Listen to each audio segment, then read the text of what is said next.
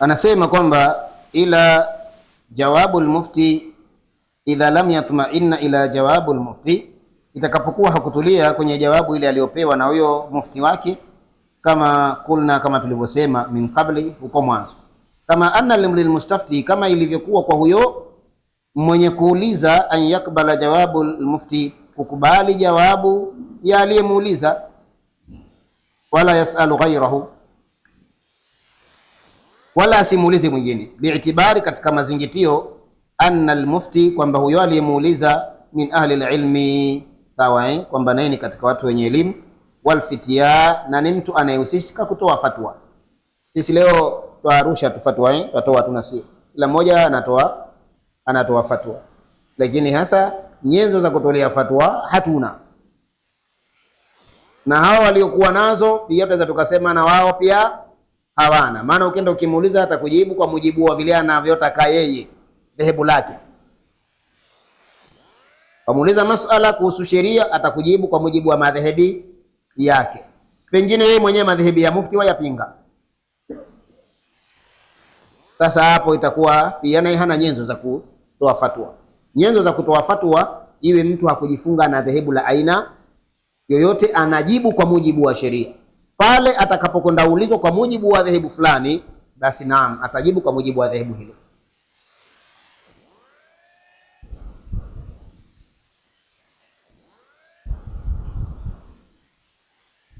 Wa anna al-ijtihadihi, na kwa vile ilivyokuwa ijtihadi yake, saighun, yatosha, wa madhinnatu lisawabi, na inajulikana kwamba yenye kusibu.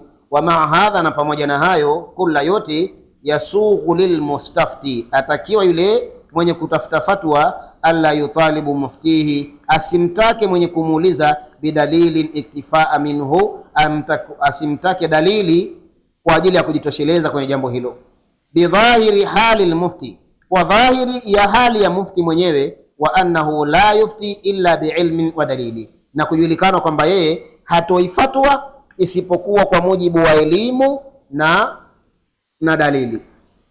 Kwa hiyo inawezekana pengine kakupa fatwa, hakukupa dalili, akakwambia kwamba hadithi kadha kadha kadha ndio inazungumza hivi, lakini yajulikana kwamba kawaida yake anatoa fatwa kwa mujibu wa elimu na dalili. Tunafahamiana? Kwa hiyo itakuwa hakuna haja ya huyu mustafti kwenda kutafuta dalili tena. Tumalizia hapa. Adabul mustafti, adabu za muulizaji. Qala al-ulama, wamesema wanawavyuoni, yajibu ala al-mustafti, yawajibika kwa muulizaji, an yakuna muaddiban fi istiftaihi, awe na adabu katika kuuliza kwake. Sawa. Waaddadu, na wameyaweka, baadhu madhahiri adabihi maahu, baadhi ya yale mambo ambayo yanapelekea mtu kuambiwa kwamba yeye anazo adabu, awe navyo huyo muulizaji.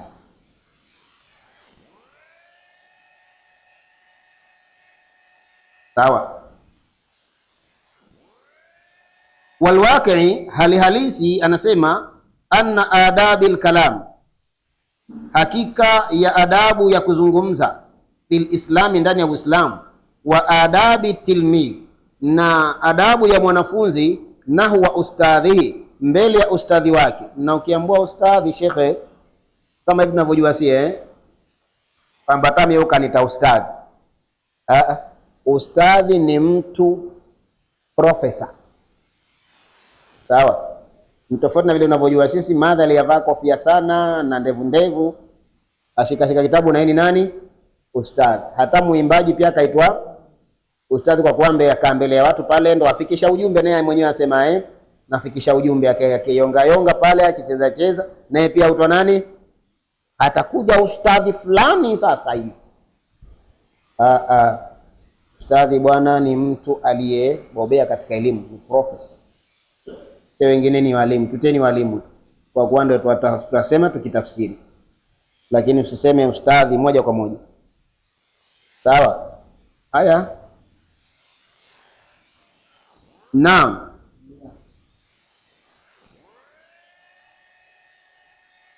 wa adabil muslim nahwa ahli alilmi, na adabu ya muislamu mbele ya watu wenye elimu. Sipata tuchelewesha hapa.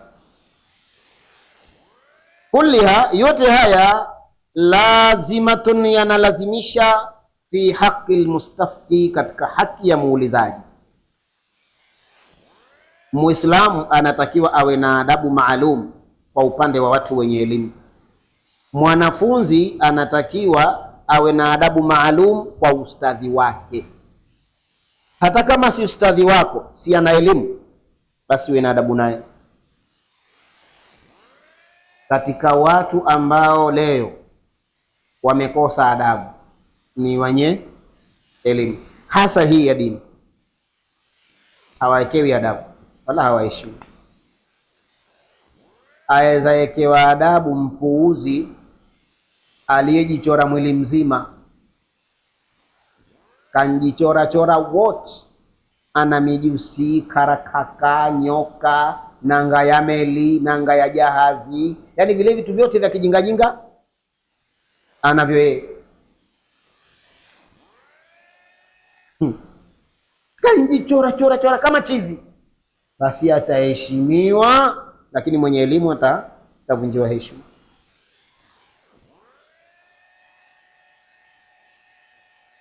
Ihtarimul ulama, waheshimuni wanawavyuoni. Fa inna man ihtarama alulama faqad ihtarama an-nabi, atakaye muheshimu mwanawachuoni amemheshimu mtume. Lianna alulama warathatul anbiya, kwa sababu mitume mwanawavyuoni ni warithi wa mitume. Walianna almuwarithu kalmauruth, hakika ya mrithi ana heshima kama ya mrithiwa. Sawa, we baba yako akiwa na mali, akifa ukazirithi wewe, unakuwa vipi? Unakuwa na heshima kama ya baba yako. Sasa na maulama wamemrithi mtume, wamemrithi mtume. Kwa hiyo wamemrithi mtume, jambo wanalisimamia hilo. Usipomheshimu yeye, umeondolea heshima kile alichokirithi. Ukiondolea heshima alichokirithi, umemuondolea heshima yule mrithiwa.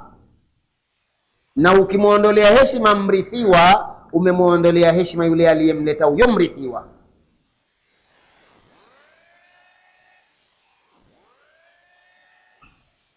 Hao ndo watu wanaodharauliwa. Ukitaka kujua watu wanaodharauliwa katika jamii yetu, ni hao. Hawana maana hata pesa mbili, bure ghali.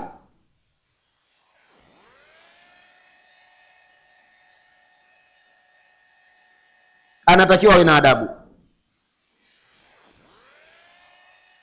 Fahuwa muslim fa alayhi an yaltazima biadabi alislam, muislamu anatakiwa ajilazimishe kuwa na adabu za Kiislamu. Fil kalami, katika mazungumzo, wal khitabi, na maongezi atakayokuwa anaongea. Wa huwa bimanzilati tilmidhi, na yeye atakuwa katika daraja ya mwanafunzi. Na huwa ustadhihi, mbele ya ustadhi wake. Pamoja na kwamba yeye kenda kutafuta fatwa, kenda kuuliza tu, lakini akifika pale kwa mufti, yeye anatakiwa awe na adabu, kwa sababu anatakiwa awe na daraja ya mwanafunzi mbele ya ustadhi wake. Tunafahamiana? Au mbele ya mwalimu wake.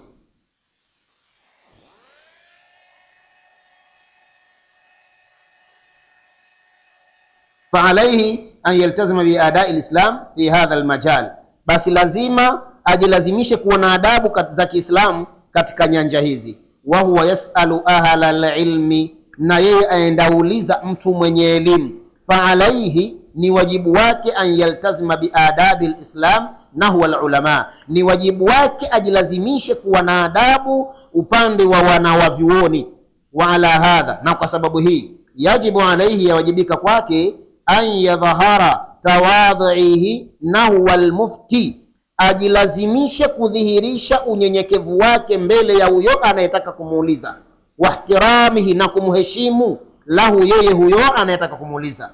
Fala ya'li sautahu alayhi, asinyanyue sauti kwa huyo anayetaka kumuuliza. Usinyanyue sauti ukazungumza sauti kubwa, zungumza sauti ya heshima. Tunaelewana?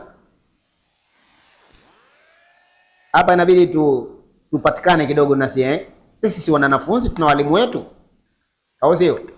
Na miongoni mwa walimu wetu ni huyu anatusomesha, na wengine tunao wanatusomesha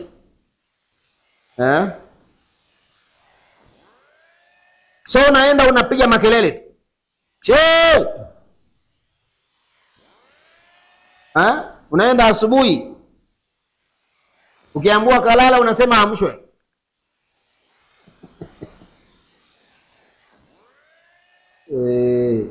Si hajasema hivyo wala yumiu biyadihi fi wajhihi, wala asiashirie kwa mkono wake mbele ya uso wake. Unazungumza halafu unamwashiria hivi, sawa? Zungumza umetulia kabisa. Tena kwenda pale tena kwa kuwa umevaa tai, wewe una PhD ya accounting, kwenda pale manako ustadhi. Kuna adabu bwana. Hebu chukulia hiyo content kwamba usiashirie kwa mkono, yaani unazungumza alafu kaashiria kwa mkono mbele yake. Hii ni maksudun asala. Tunaelewana? Katika sheria ndani yake na nyuma yake kuna maksudul mukhalafa, utakwenda itia wewe. Ikiwa kuashiria kwa mkono haifai, mambo mengine usijifanye kama unajua kuongea sana. Kaa chini. Hebu chukua mfano wa Jibril alayhi salatu wasalam. Jamani, Jibril ni mheshimiwa, si ndio? Sana. Aminu sama aitwa hivyo, muaminiwa wa mbinguni. Naelewana? Lakini alipokuja kuuliza masuala kwa Mtume Muhammad, alifanyaje? Alikaa mkao wa tashahudi, akaambatanisha magoti yake na magoti ya Mtume, akatulia, akaweka mikono yake kwenye magoti yake, akazungumza katika hali hii.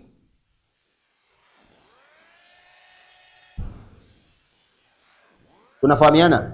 Na kuzungumza katika hali hiyo kunaleta faida nyingi mno, kunaleta rehma za Allah ndani yake, zikakuingia wewe muulizaji na muulizwaji. Hata ukienda kwa mganga au ustadhi msomeaji, maana ukitaja mganga wengine wataka watapike nataja tu, kama watapika tapika hapo tutazoa, maana ndo unjinga ati hujui uganga nini wala chochote, upo. Ulipofika akakwambia hebu kaa kitako,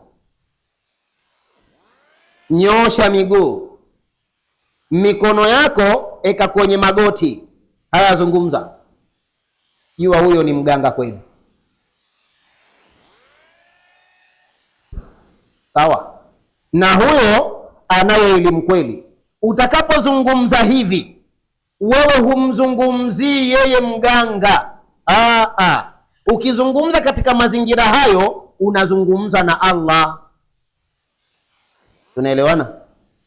Kwa ina maana ile shida yako unamwambia Allah, Allah yeye ndo atatua ilham kumpa ustadhi unaimuuliza mfanyie kitu fulani.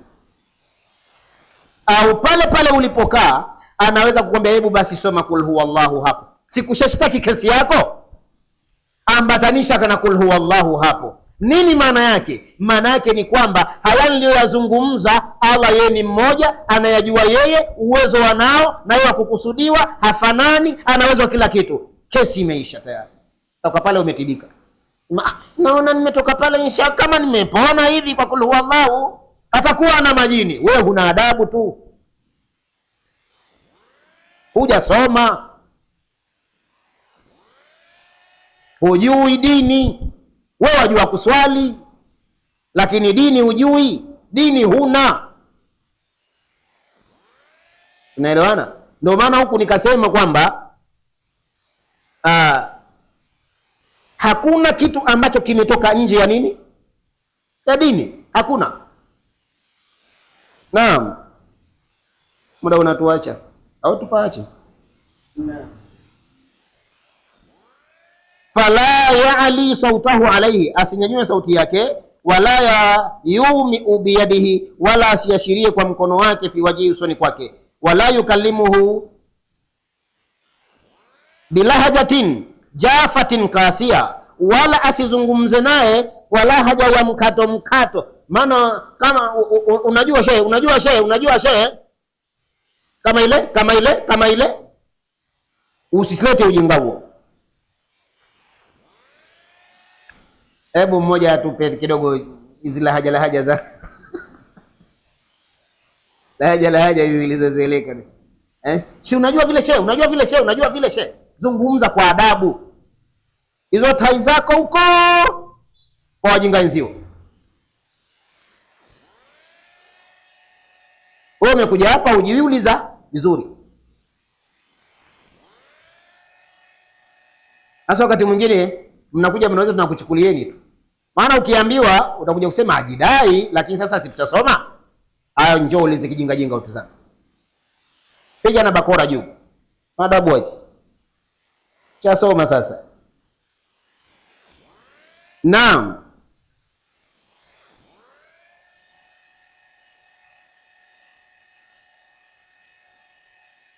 Wa an yasta'dhanahu bisuali, na amtake idhini kumuuliza. Waljulus, na kukaa. Watakhayaru alwaqti almunasiba, achague wakati uliokuwa mnasaba. Walmakani almunasib, na wakati uliokuwa na sehemu mnasaba. Lisualihi, katika kumuuliza kwake. Sio umemkuta anapita huyo, ustazi subiri kidogo.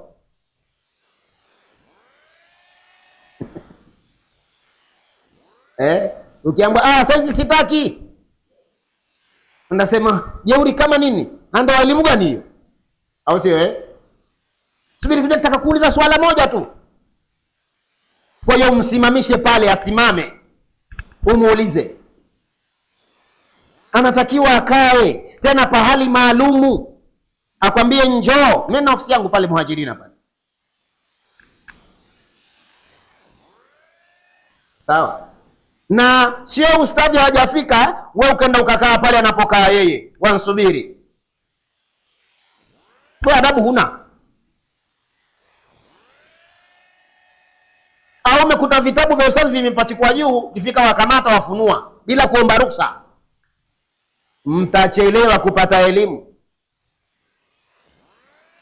Mtachelewa, pengine msipate kabisa. Si mnaona sasa hivi mnapoa mapolo haya, mipolo. Mikoba ya ukili, nani mwenye mkoba ukili? Ampeli kwa sababu mshachana sana. Mkitazama hamna mjualo. Usinihangaishe bwana mie. Tafuta polo hapo utie kitabu chako. Kwa sababu una adabu ya kutafuta nini? Elimu. Jamani, ukiamba una adabu si matusi Hatutukana leo, katutukana kasharudia kule kwa zamani. Si matusi haya. Sawa? Adabu sasa na kwamba umekosea utaratibu. Pengine shehe pale haona kutu. Kwani shehe hanyi? Uharo unankaa pengine kala haluli asubuhi. Wewe mwambie ustadi subiri kidogo, subiri kwanza. Baadaye wanda maskani unamsema. Pale hata akisimama kukusikiliza, yeye atakachokifanya ni kufanya hivi tu. Basi. Hakupi fatwa yoyote, wala ukimwambia hakusikii. Muulize, nikufate saa ngapi? Atakwambia njoo time fulani, takuja nitakusikiliza. Na akikwambia ingia huku, ingia mwambie njoo tukae tu hapa. Wewe vipi? Wataka ubebe bakora. Lakini kwa sababu ndio hivyo hatujasoma na wachukulia tu tena. Tunajua wajinga wala ujinga sema tu, msema leo watu tukana sema tu. Fala yastaftihi wa huwa mashghul, asimuulize akiwa ameshughulika, bighairihi, na jambo jingine. Sawa? Na ukiona watakamuuliza kidogo, msome sasa na yeye. Unaona kwamba naona kama pale nyumbani hivi hapa mazingira, kwanza atoa 40,050 peleka pale. Sio unakwenda tu na miswali yako saa 2 za usiku, mtu pengine atoka darasani kama hapa, mimi natoka darasani nishachoka mikelele, halafu unafika huko na msosito kusubiri, maana tuna maswali yetu saa 3 za usiku. Ngine makera. Bure tu. Nyie mnafikiria si zile mtu anapata bure hizi? Msione nyie mnapewa bure, si hatupewi bure hizi. Sawa? Si hatupati bure hizi elimu. Simu yangu hii 500,000 ya kusomea. Hii simu yangu 500,000. Unafikiri napata bure? Si bure. Nyie mnakuja tu maana yake ustadi. Bo. Idha najaitumur rasul faqaddimu baina yaday najwakum sadaka. Nyie mnakuja tu ovyo ovyo. Ukiamba basi kwanza toa 20,000, naambia maana yake ustazi, nenda basi, nenda zako mjinga wewe. Ala. Wewe nimepanda juu kidogo. Haya basi. Lakini mwe na heshima. Amtuheshimu bwana. Hamjatupa bado haki zetu ninavyostahili. Inawezekana nikawamia simu lakini wa huwa mashghulun bighairihi wala an yutarrika alayhi baba fi waqti alqailula, wala asimgonge mlango wakati wa kailula.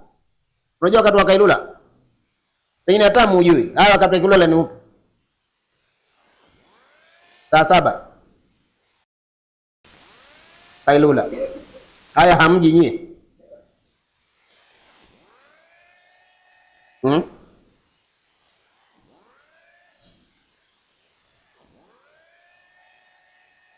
Mtu mmoja juzi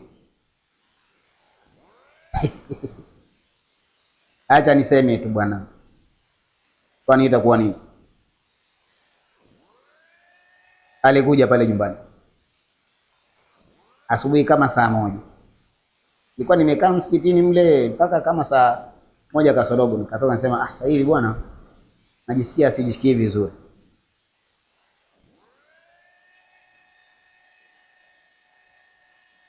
Ndio nikapumzike kidogo. Basi nakaa usingizi, nisi kama umekuja hivi, nasikia mtu anaita.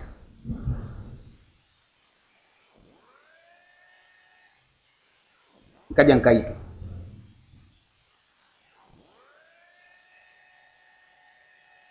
Kuna watu wengine sijui wanatiana matani kabisa humo.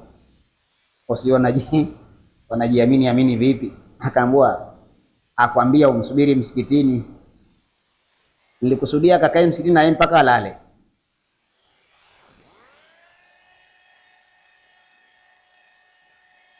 Anasema mimi siondoki hapa mpaka atoke, mwamsheni.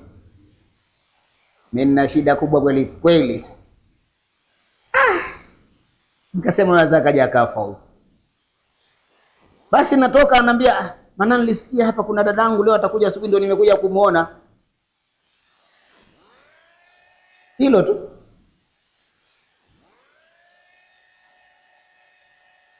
Mtu pengine kakesha usiku wa kucha,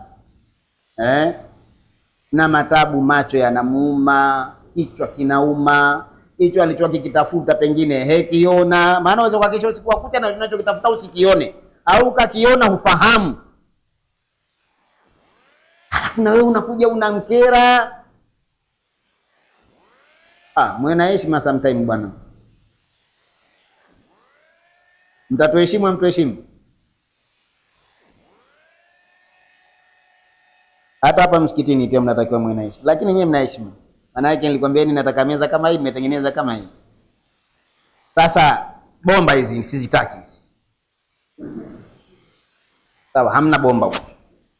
Ujumbe haufiki popote. Mimi nataka nikisomesha nijisikie kama nasomesha. Msiniumize kifua hapa. Hapa macho yenyewe yashakufa na kifua kinakufa. Alafu tena moja kama moja. Vipi yule ustadhi wetu siku hizi? Au Allah atamponya. Basi tu, hilo tu.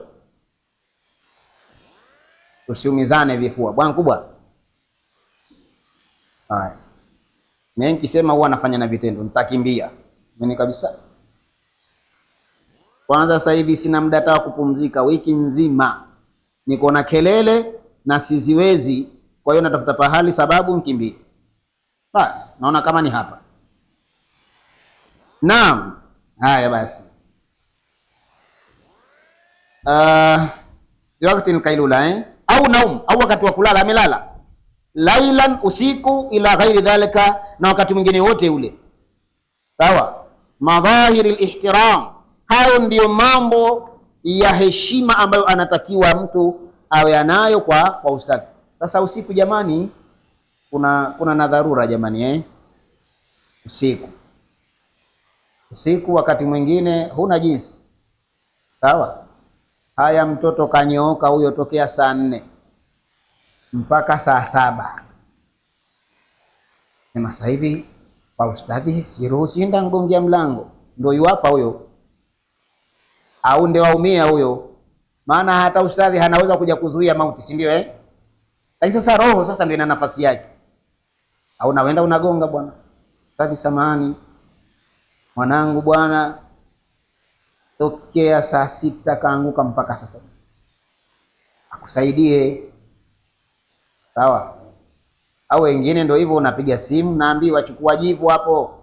Sababu ustadhi kachoka hatakitoka hapo, si ndio Chukua jivu tia kwenye maji mrushie, atanyanyuka tu. Si umeambiwa na ustadhi? Atanyanyuka tu, usije ukasema jivu ni dawa. Dawa ni yule ustadhi. Sawa? Siku nyingine akija akiumwa tena usije nitia jivu hajamzidisha. Mpigie tena ustadhi umuulize. Yule ustadhi akinyanyua mdomo wake akamwambia achukua jivu hapo mtie nalo, huwa ndio yeye kashamtibu yule tayari. Ile kauli yake tayari. Tunaelewana? Au haiwezekani?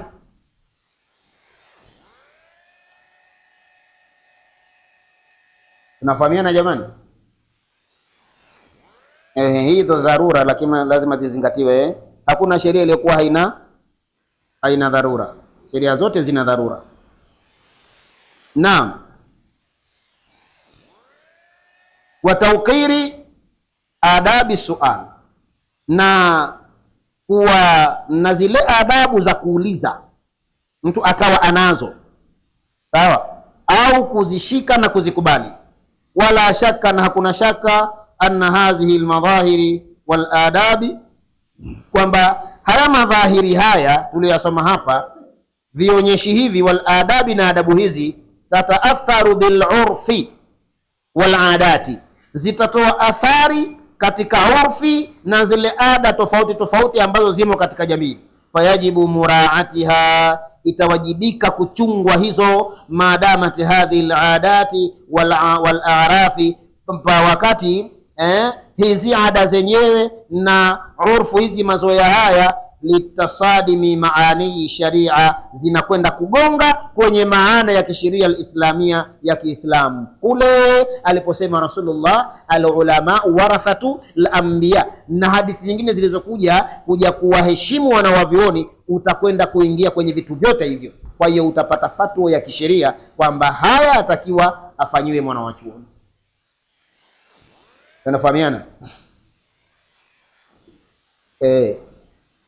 So sisi mtu unapiga kelele mpaka wakauka wote, si kifua tu, wakauka wote. Alafu kitoka hapo ustadhi, asante ya maneno, maana kuna asante mbili. Kuna asante ya maneno na kuna asante ya kupewa mkono. Sio mkono mkavu haurambwa. Elewana mashe? Naam.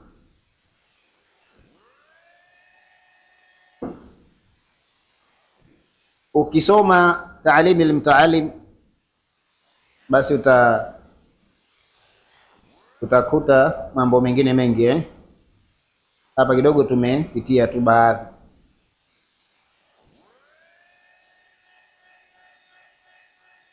Kuna mtu hajafahamu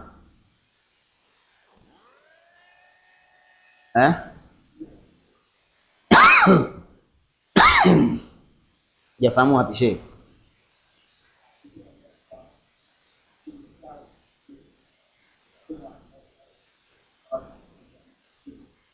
Naam,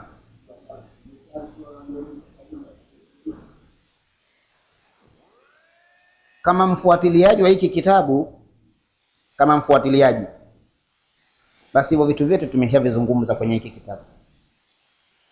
Nakumbuka tulianza na jamii yenyewe tukaizungumza, sawa?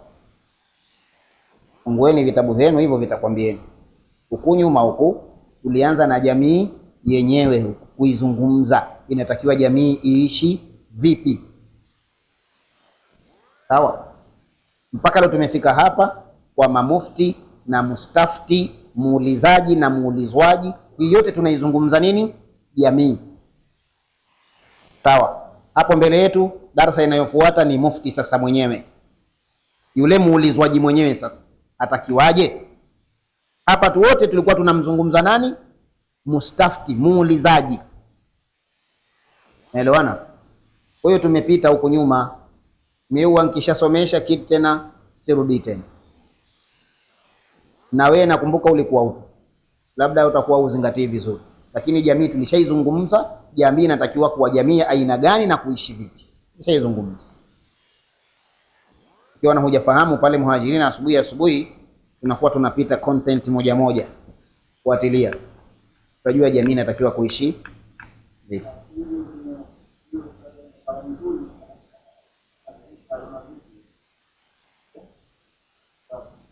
Mtu akafanya hivyo, yeye mwenyewe kaona afanya hivyo, kenda kujikabidhi kwa Allah subhanahu wa ta'ala. Hapa mimi ndo nimelala, ya Rabb, najikabidhi kwako, sawa? Kwani ukilala huwa unafanya nini? Ukilala unafanya nini? Ukilala unakufa. Mzika vipi? Ukilala unakufa au kulala si kufa? Kifu kidogo kile. Ukifa huwa roho inaenda wapi? Ukilala roho inakuwemo, inatoka, imetoka inaenda wapi? Kwa hiyo nafsi inaenda kusoma, kirudi na elimu.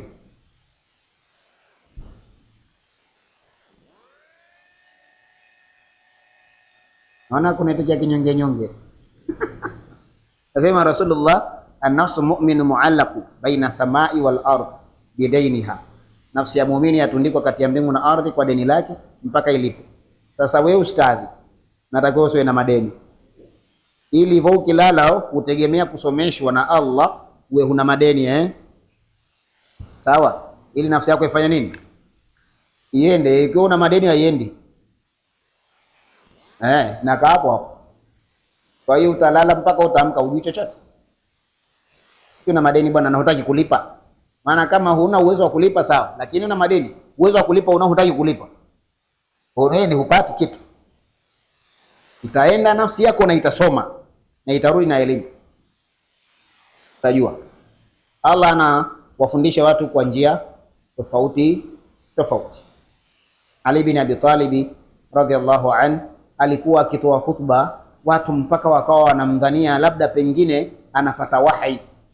Kauliza Ali, unapata wahi? Sema si wahi, ni ufahamu Allah anampa anayemtaka. Kwa Allah anakupa ufahamu, nakupa elimu, na ufahamu ndio elimu yenyewe. Kwa hiyo jitahidi, fanya juhudi ya maksudi ili unayopate fahamu. Barakallahu fikum wa alaykum. Jazakumullahu khair. Subhanallah walhamdulillah